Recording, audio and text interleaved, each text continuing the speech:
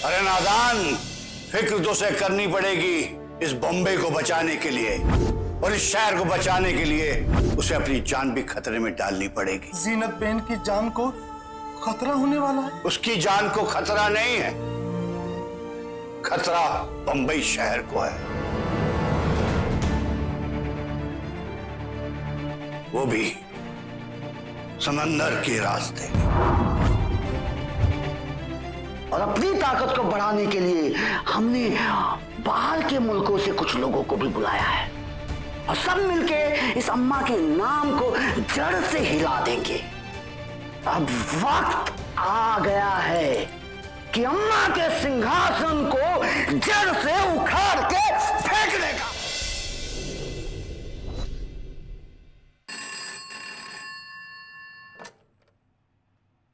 Hello भाई अभी पूजा से उठा तो ये हमारे जो पंडित जी हैं, इन्होंने सर पे एक बोझ सा डाल दिया है कि साहब कुछ अच्छा काम करना पड़ेगा। अब भाई अच्छा काम में तो यही समझ में आता है कि आप पेशी में जाके बयान दे दीजिए कि ये जो रेहाना है ये निर्दोष है।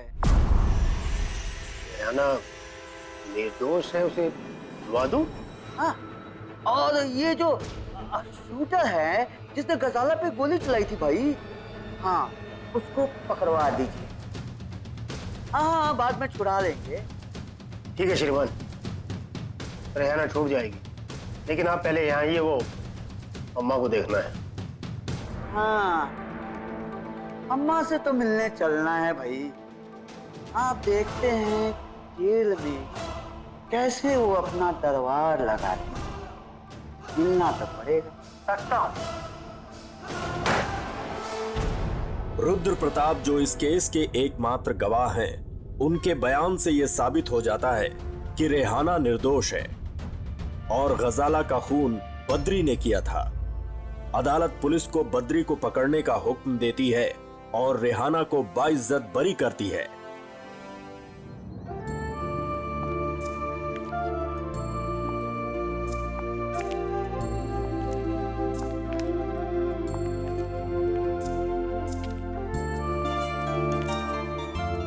अभी तू आराम कर और ज्यादा सोचना मत। रेहाना, तेरे बगैर हम आधे हो गए थे रे। आप लोगों से दूर जाने के बाद मुझे आप लोगों की सच में अहमियत पता चली। छोड़ ये सब, अभी तू आराम से बैठ। कुछ खाएगी? तेरा पसंदीदा है, पाव भाजी, पानी पूरी। बहुत भूख लगी है, सब खाऊंगी। ठीक, अभी भिजवाता हूं। फैजल, तुम कुछ खाओगे? कुछ नहीं, अपन को कुछ बात करनी थी। ठीक है।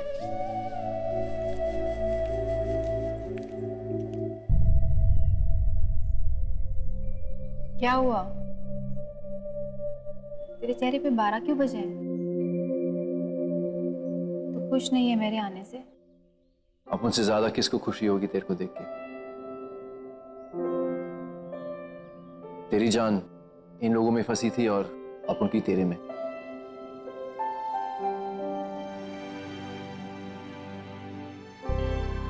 तो वहां खड़े होके क्यों बात कर रहा है? पास आके बात नहीं कर सकता क्या हंस के?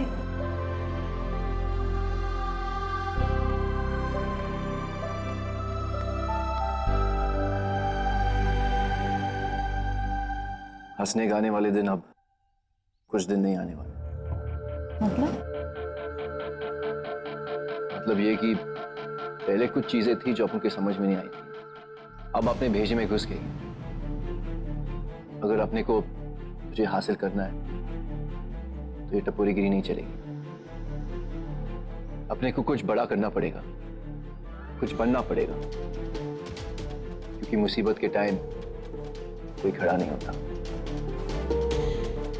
आज कोई काम आया? किसी को पड़ी है कि तू कहां है, क्या कर रहा है? ये दुनिया है, यहाँ सारे फायदे के रिश्ते, हर कोई सौदा करने बैठा है।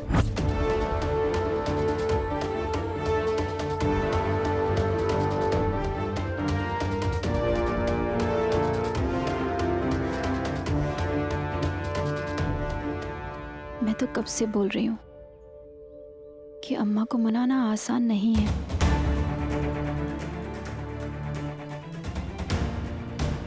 अब अपने को समझ में आ गया है कि अपनी औकात इतनी भी नहीं है कि अम्मा और कोई भी अपने को कुछ माने।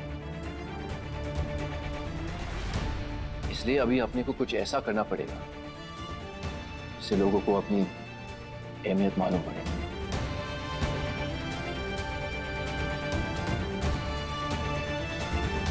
क्या करेगा?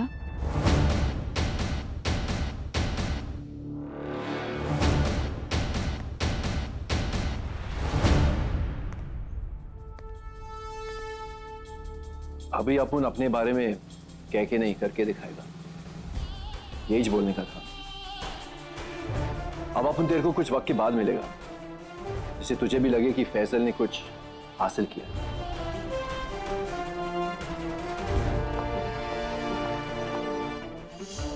पता है, जेल से आने के बाद पहली ये खुशी है। अब वो दिन दूर नहीं जब हम हमेशा हमेशा के लिए खुश होंगे। बस रोको रोको आइए भाई। रुद्र साहब, ये अम्मा जी के लिए मिठाई ले ले क्या? अरे संभालिए अपने आप को, अभी खेल खत्म नहीं हुआ है, बहुत जल्दी फुदकने लगता है। भाई फटकने वाली बात ही है, अभी तो बस मैंने तेल भिजवाया है, आगे आगे देखो कहाँ कहाँ भिजवा। अम्मा जी की, अम्मा जी की, अम्मा जी की, अम्मा जी की, अम्मा जी की, अम्मा जी की, अम्मा जी की, अम्मा जी की, अम्मा जी की, अम्मा जी की, अम्मा जी की, अम्मा जी की।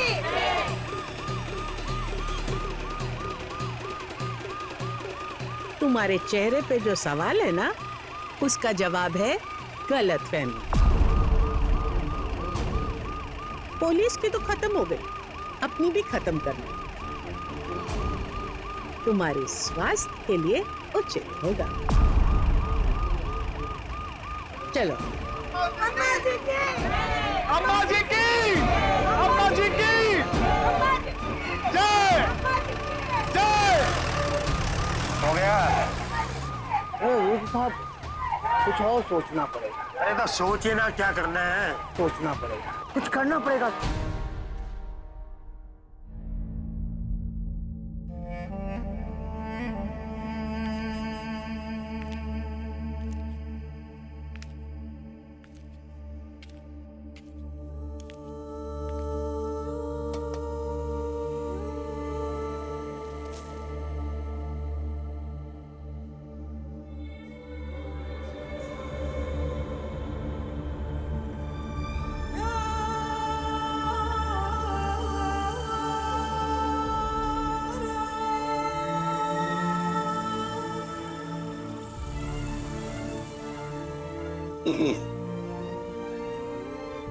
हाँ महबूब, अब बोल। बाबा, आप इस बखत ऊपर वाले का नाम ले रहे थे? ये बखत तो हमारे वास्ते है। उसको हर समय याद किया जाता है और मुसीबत में सबसे पहले वही याद आता है। बाबा, हमारी मुसीबत तो टल गई। रेहाना भली चंगी घर वापस आ गई है। जीनत बेन को तो अंदर ही अंदर चिंता खाई जा रही थी। रेहाना के आने की खुशी में आपके वास्ते दूध और शक्कर लेकर आया हूं। अपनी पसंद का कुछ मीठा बना लेना। और भी कुछ चाहिए तो मेरे को बोलो, मैं मंगाता हूं।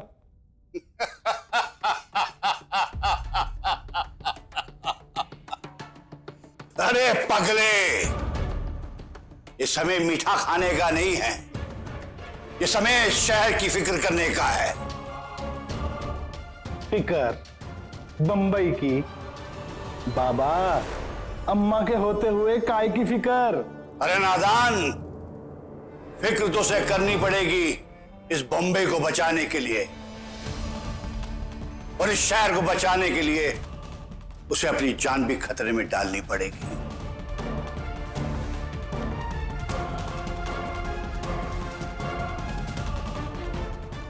बाबा, इसका मतलब जीनत बेन की जान को खतरा होने वाला? उसकी जान को खतरा नहीं है, खतरा बंबई शहर को है, वो भी समंदर के रास्ते।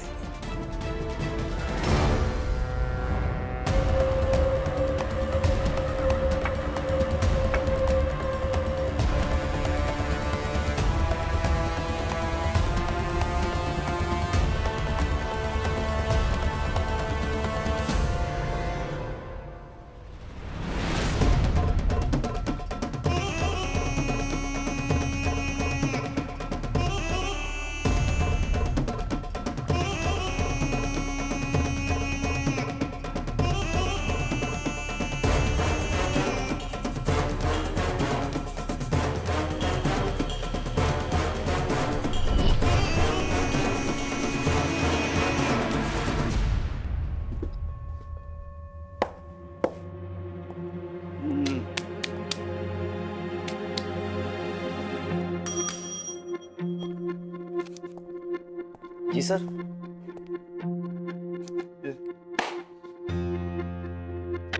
क्या? अरे भाई, हमें कागज पत्तर के लिए बजट मिलता है सरकार से, कहाँ खर्च कर रहे हैं हम लोग? अगर इन फाइलों को मैं हड़प्पा और मोहनजोदाड़ो की खुदाई से निकली हुई चीजों के बीच में रख दूं ना, तो लोग सोचेंगे ये वहीं से निकली हैं। ये क्या है? सॉरी सर, मैं अभी सारी फाइलें ठीक कर देता हूँ सर। हाँ करो,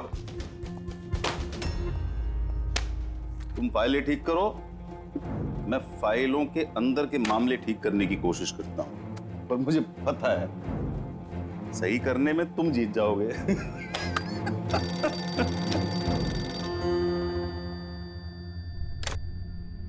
दयाल, आने दो आने दो आने दो भाई, आने दो। शहर सबका है, अच्छा है बुरा कोई भी आ सकता है। हथियार लेके कोई आ रहा है, आने दो। लेकिन हमें करना यह है कि वो जो कुछ भी लाए उसे चला नहीं पाए, समझे?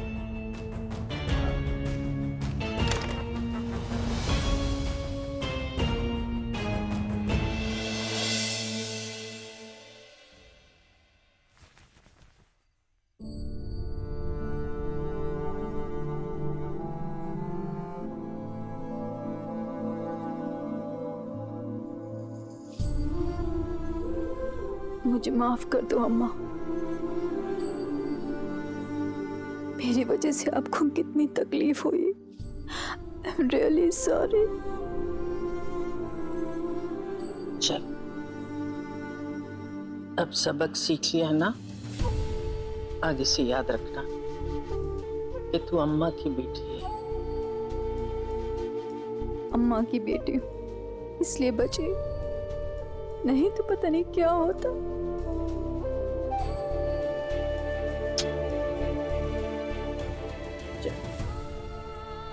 उस सब को पीछे छोड़ दे, अब सब ठीक है।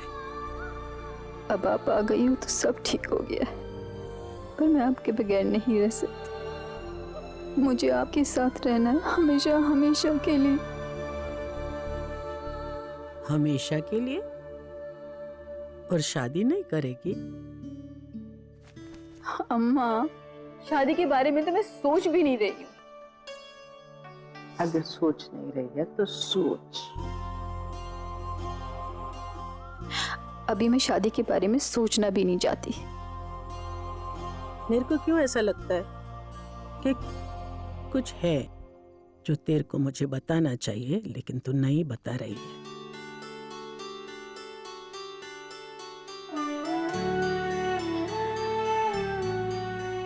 आपके कहने से अम्मा मैं सब कुछ नहीं भूल सकती। इतना कुछ देख चुकी कि मुझे वक्त लगेगा उसे भूलने में।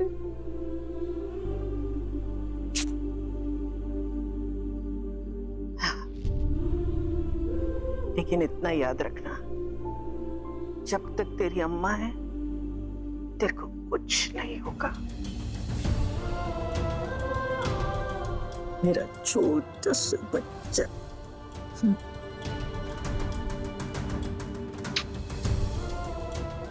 मैं नहीं रह सकती आपके बगैर।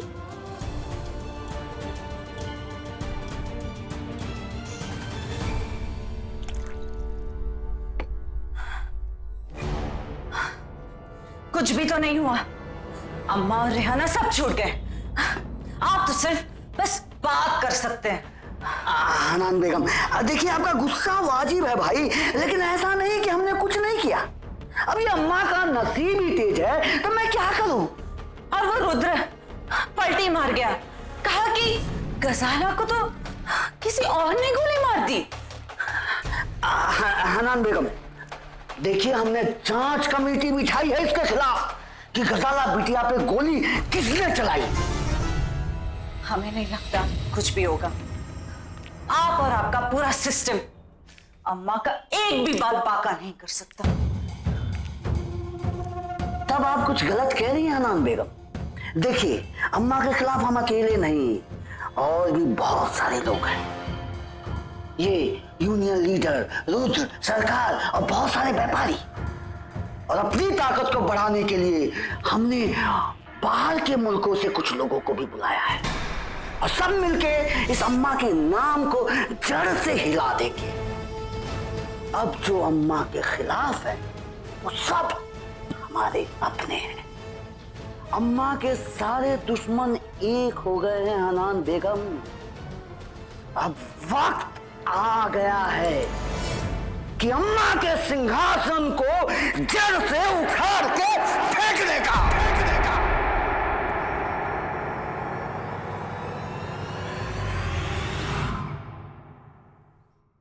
आगे मंत्री जी ने लिखवाया है, जी तोड़ मेहनत करनी पड़ी मुंबई में शांति बहाल करने के लिए, और बिना सोए रात दिन एक करके यहाँ के हालात पर काबू पाया।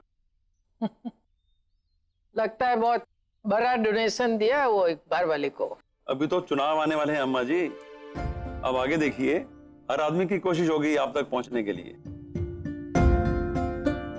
जीनत बेन, एक बात मेरे दिमाग में आई, आप क्यों नहीं खड़ी हो जाती चुनाव में?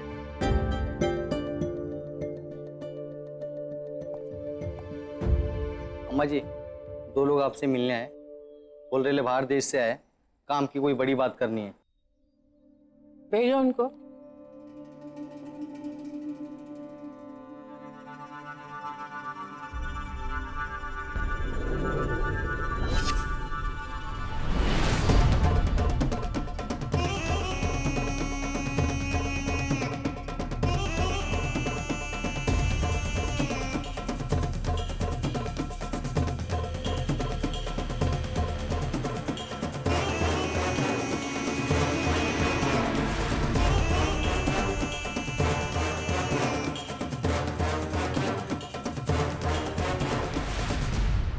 अस्सलाम वालेकुम जीना शेख। वालेकुम अस्सलाम महबूब। मेरा नाम शेर खान है और ये मेरा भाई करीम खान।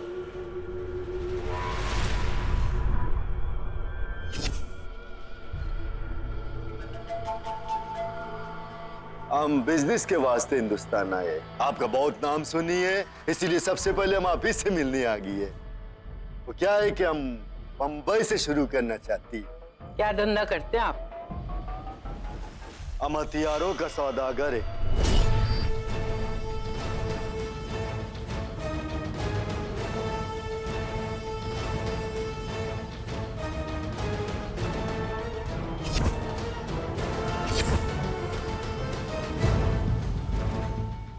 छोटा हथियार, बड़ा हथियार, हम सब में डील करती है।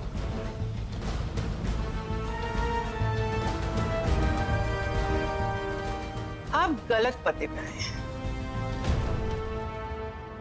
और आपने अम्मा के बारे में जो सुना है वो गलत है।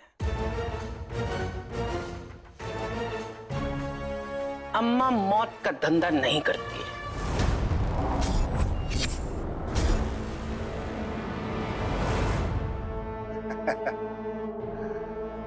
कौन कहता है कि हथियार सिर्फ जान ले सकती है? हमारा तो यह मानना है कि हथियार हिफाजत के लिए होती है। जरा देखो आसपास का अपना आदमी, हर आदमी डरा हुआ है, परेशान है। अगर हथियार होगी तो उनको ताकत मिलेगी, हिम्मत मिलेगी, हिफाजत होगी। हर डरा आदमी यही बोलता है।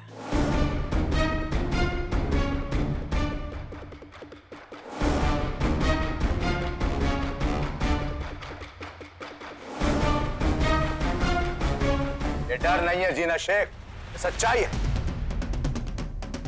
आज सबको हिफाजत का जरूरत है और हमारी कौम को तो सबसे ज्यादा जरूरत है।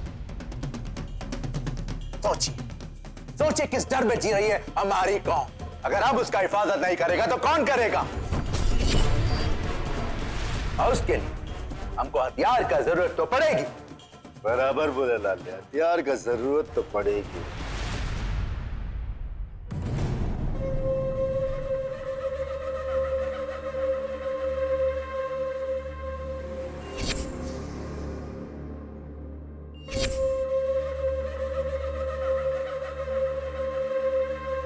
उठो।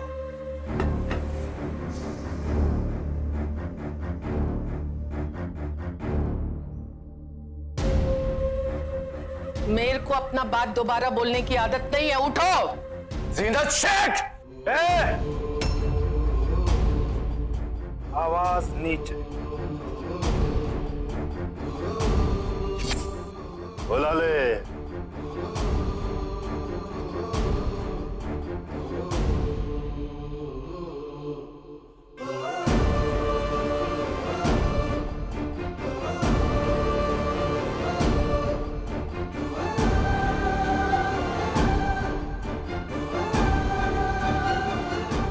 आप तो बस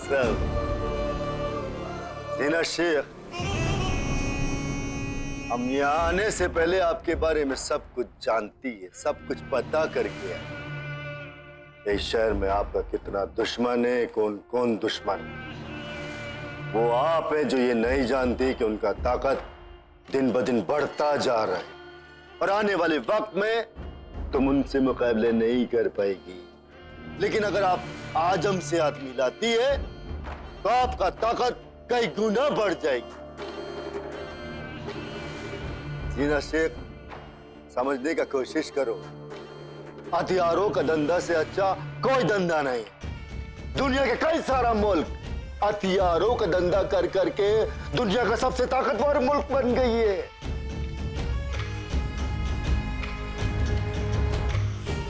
क्योंकि हथियारों के धंधे से ज्यादा पैसा किसी धंधा में नहीं है, ड्रग्स में भी नहीं है। तो मुद्दे की बात पे आ गए ना। बात हिफाजत की नहीं, पैसे की है। मैंने थोड़ी देर पहले तुमको उठने के लिए बोला था ना,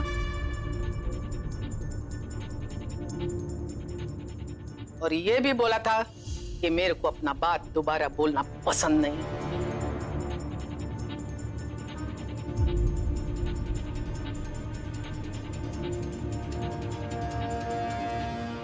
उठो!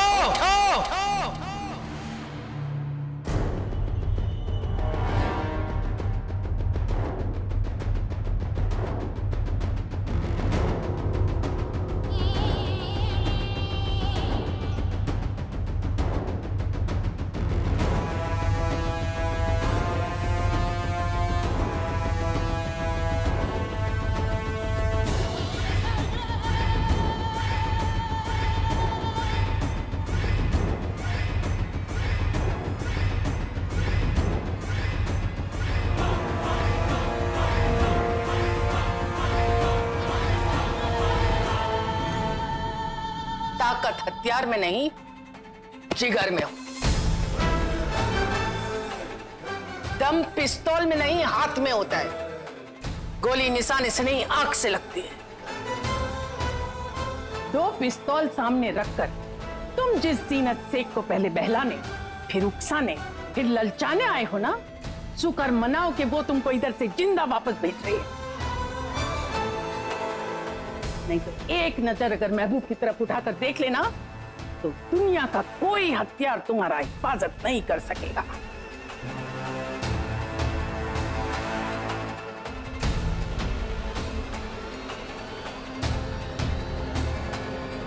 जब आपने हमारा सोने का ट्रक चुराया तो हमको लगा कि इस बंबई शहर में कोई तो असली खिलाड़ी है। हम अपना सब नुकसान भूलकर आपसे हाथ मिलाने को आए। पर लगता है कि आप इस खेल को कोई और ही रूप देना चाहते हैं। ऐसा है तो ऐसा ही सही। तुम्हारे पास अम्मा के दुश्मन की बहुत लंबी फहरिस्त है ना, उसमें 2 नाम अपने भी जोड़ दो।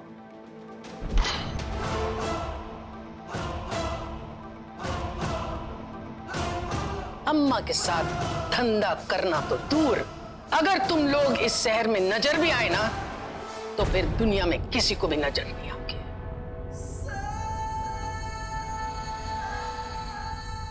बंबई मेरा शहर है, यहाँ के लोग मेरे लोग हैं। अगर इधर आकर तुमने अपने हथियार का जाल फैलाने की कोशिश की ना तो तुमको पता चल जाएगा अम्मा अपने दुश्मन के साथ क्या करती है। ए जीना शेख, आप गलती पर बस बात खल्लास।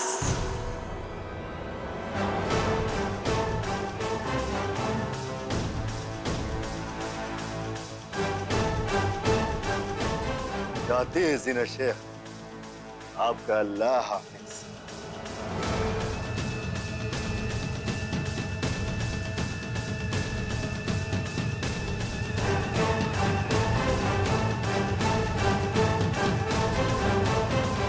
ये तो बहुत खुशी की बात है। मैं आता हूं अम्मा से मिलने। उम्मीद है कि उनकी तबीयत ठीक होगी।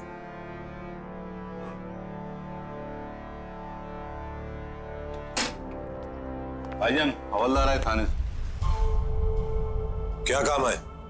आपके खिलाफ रिपोर्ट दर्ज हुई है। साहब ने बोला है कि आकर बयान दर्ज करा दो। कैसी रिपोर्ट? वो आपने जो परेल में मिल ली है ना, वो उनके कागज नकली है। हमने 2 लोगों को गिरफ्तार भी किया है। उन लोगों ने बोला कि आपने उसे नकली कागज बनाने को बोले। क्या बात कर रहे हो पांडु? वो लोग तो हमारे पास चलकर आए थे। कोई बात नहीं, पुलिस स्टेशन चलकर बयान दर्ज करा दीजिए। वैसे वो जमीन अम्मा की है। अम्मा चाहेगा तो कुछ नहीं होएगा।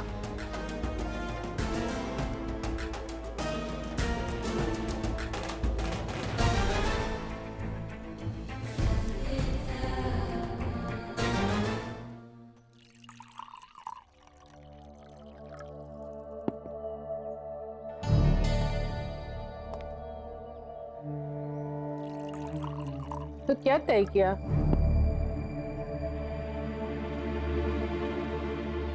जी आपा, क्या तय करना था?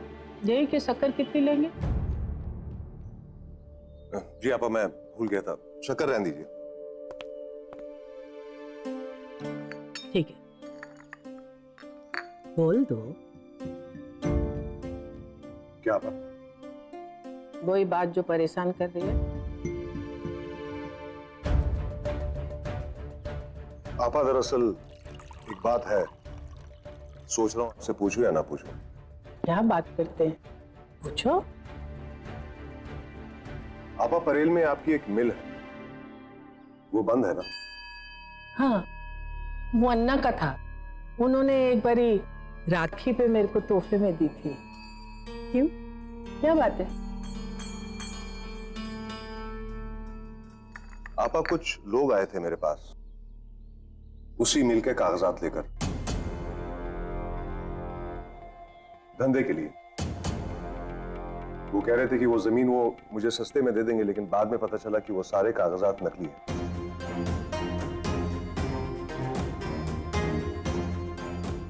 पुलिस ने उन्हें पकड़ लिया है और उन लोगों ने मेरे खिलाफ गवाही दी है कि मैंने गलत कागजात बनवाए।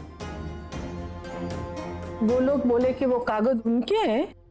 जी आपा। राजेंद्र, जरा कागज लेकर आओ। बताऊं। घर की बातें हैदर भाई, फिक्र मत करो। जी आपा, ये घर की बातें इसलिए आपके पास है। लीजिए अम्मा जी।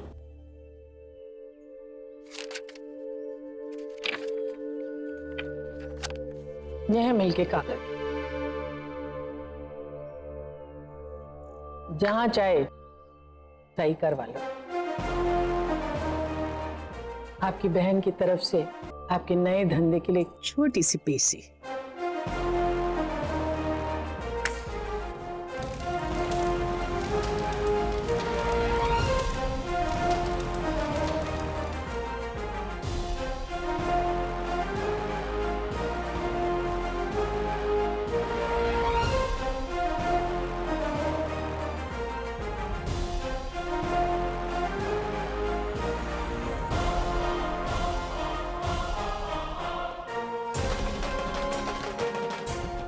पापा मेरे पास अल्फाज नहीं है, लेकिन कुछ मत बोलो, तुमने बोल दिया, मैंने सुन लिया।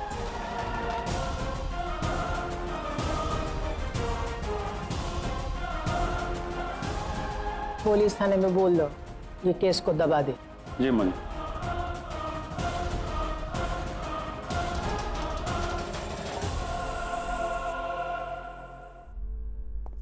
सर, मिल मजदूर यूनियन के लीडर श्री सत्येंद्र जी आपको ज्ञापन देने के लिए आए हैं। हाँ बुलाइए बुलाइए। ठीक है सर। भाई कुछ देने ही आए हैं, चाहे ज्ञापन ही क्यों ना हो। आहा सत्येंद्र जी आइए आइए आइए आइए। नमस्कार मंत्री जी। हाँ नमस्कार नमस्कार। बैठिए। क्या समस्या है? ये हमारी कुछ मांगे हैं मंत्री जी, और समस्या तो एक ही है मंत्री जी, गरीब मजदूर, ये मिल मालिक बड़े लोग।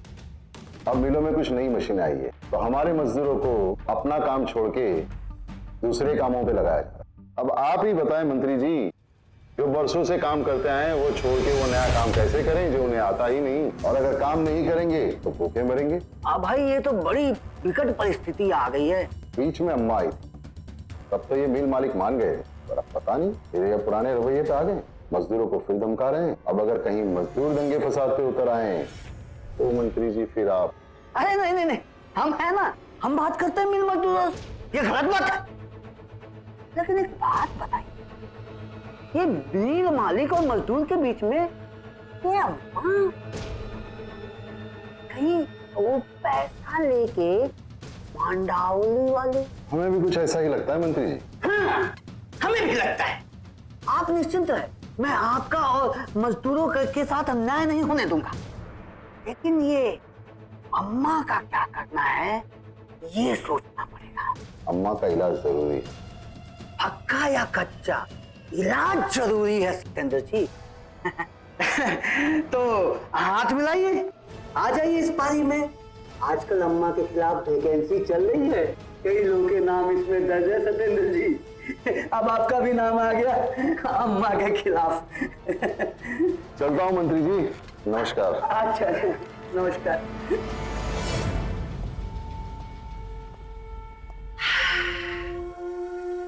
ओम शांति। अतुल। हेलो। अब बेटा अतुल, हम बोल रहे हैं नारायण शर्मा। बोलिए सर, मुझे कैसे याद किया? वो तुम्हारी बुआ सास के खिलाफ, मतलब अम्मा जी के खिलाफ मजदूरों की शिकायत आई है। भाई पैसा लेके मांडावली कर रही थी गरीबों के खिलाफ, तो केस बना दो बेटा। और सुनो, मैं भी कुछ केस भेजता हूँ, और देखो ढूंढो कोई पुराना केस हो तो। Thank you sir. और हाँ सर, मैं रिश्तों से ज्यादा अहमियत ड्यूटी को देता हूँ। अम्मा को लेकर आप बिल्कुल निश्चिंत हो जाइए। बेटा तुमसे यही उम्मीद थी। Thank you.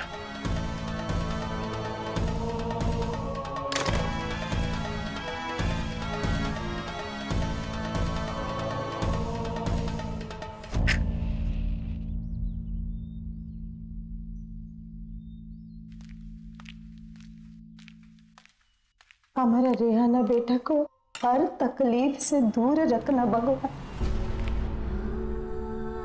उसको हर बुरी नजर से बचाना।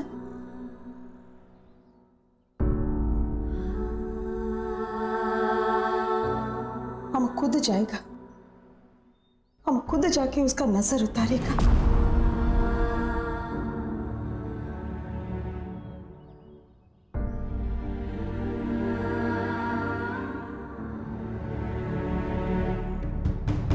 तुम दोनों को क्या हुआ? मेरे को जाना रेहाना का नजर उतारना वास्ते। माँ, कोई जरूरत नहीं है वहां जाने की, पहले ही हम अपनी बहुत बेइज्जती करा चुके हैं। माँ, ऐसा नहीं है कि उसके बाहर आने से हम खुश नहीं है, मगर इस तरह से हम रोज बेइज्जती नहीं करा सकते। माँ जी, सरस्वती बिल्कुल ठीक है। रिहाना को उसकी अम्मा पर बहुत भरोसा है ना, और उसकी अम्मा ने मेरे साथ क्या बर्ताव किया ये आपको अच्छी तरह से मालूम। लेकिन बेटा, माँ, क्या आपको अतुल की इज्जत की कोई परवाह नहीं, या आप उसकी बेइज्जती को और मेरी बेइज्जती को अपनी बेइज्जती नहीं समझती? ये तुम कैसा बात करते? माँ जी, मैंने आपको पूरी तरह से अपनी मां मान लिया। अगर आप सच में मुझे अपना बेटा मानती तो रिहाना से मिलने की जिद नहीं करेंगी। आपको क्या लगता है रिहाना पर अब कभी कोई मुसीबत नहीं आएगी?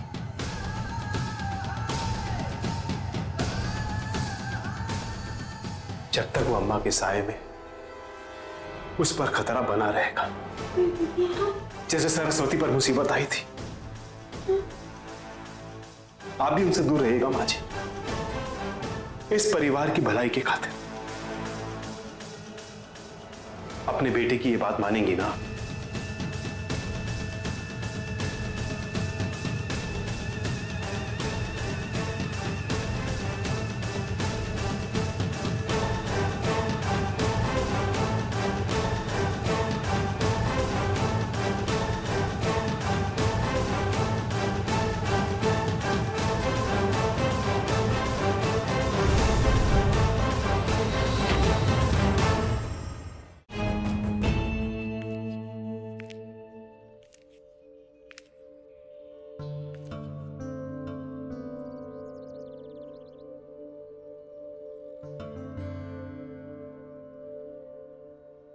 बोल दो महबूब, कब तक छुपाओगे? क्या बोल दूं जीनत बहन? वही जो तुम्हारे दिल में है। सुबह से परेशान घूम रहे हो। आपसे कुछ छिपाए कभी? जीनत बहन, मैं सोच रहा था कि हमारे दुश्मनों की तादाद कितनी बढ़ गई है, और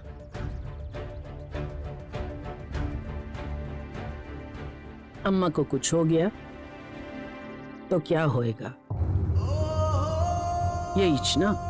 जीनत बहन, क्या कभी कोई ऐसा दिन आएगा जिस दिन सब कुछ ठीक हो जाएगा? सब कुछ। सब ठीक ही तो है महबूब। सब ठीक है? आखिरी बार आप कब चैन की नींद सोई थी?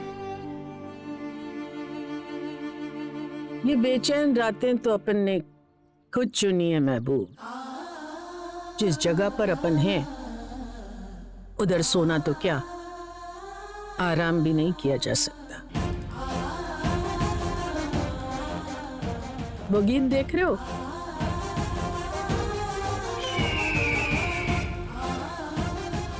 वो बिल्कुल हमारे दुश्मन की तरह है। आंख झपकी तो आंख निकाल कर ले जाएंगे। इसलिए चौकन्ना रहना ही ठीक है, आराम नहीं। जीनत बेन, कम से कम झूठ ही बोल दो कि हाँ, महबूब एक दिन आएगा, एक दिन आएगा जिस दिन सबको सुकून मिल पाएगा। आएगा, आएगा काहे को नहीं। जिस दिन वो आदमी मिल जाएगा जिसके हाथ में बंबई को सौंप सके, तो अपन दोनों कहीं दूर चले जाएंगे, सुकून से जिएंगे। तब तक यही चैन।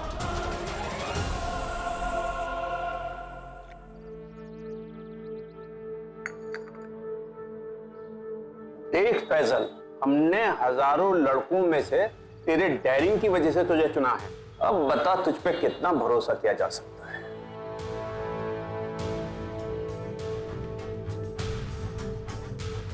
वो उतना जितना खुद पे किया जा सकता है।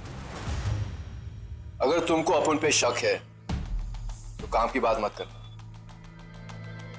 शक से धंधा नहीं, दुश्मनी बढ़ती है। अरे शक नहीं रे, नई जगह है इसलिए हिचक तो होता है। अरे अखा बंबई अपना जाना पहचाना है। आप काम तो बोलो क्या है? ये बंबई का काम नहीं, बाहर का है, बाहर का। तो जाएगा ना? तुझे सिर्फ बाहर नहीं जाना होगा, अपन के बॉस से भी मिलना पड़ेगा। उन्हें आदमी की सही पहचान है, लेकिन एक बात का ध्यान रखना, एक बार इस धंधे में आने के बाद पीछे नहीं हटने का, समझे? अपन जाने के लिए तैयार है, कुछ भी करेगा, किधर भी जाएगा, बस काम बड़ा और अच्छा होना चाहिए। उसकी फिक्र मत कर, तेरे पास वो पासपोर्ट वगैरह वो सब तो होगा ना? बन जाएगा अंकल। देख, तेरे ऊपर केस है, हाँ? ये सब कुछ तुझे संभालना होगा, नहीं तो पासपोर्ट में दिक्कत होगी। वैसे तेरे पीछे तो अम्मा का हाथ है, तेरा काम तो हो ही जाएगा, हाँ?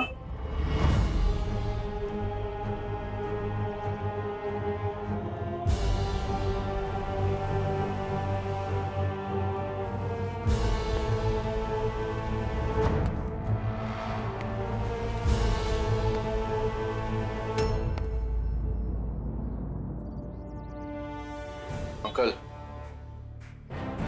आप उनके पीछे सिर्फ अपना अब्बा का हाथ और नाम, और कोई नहीं।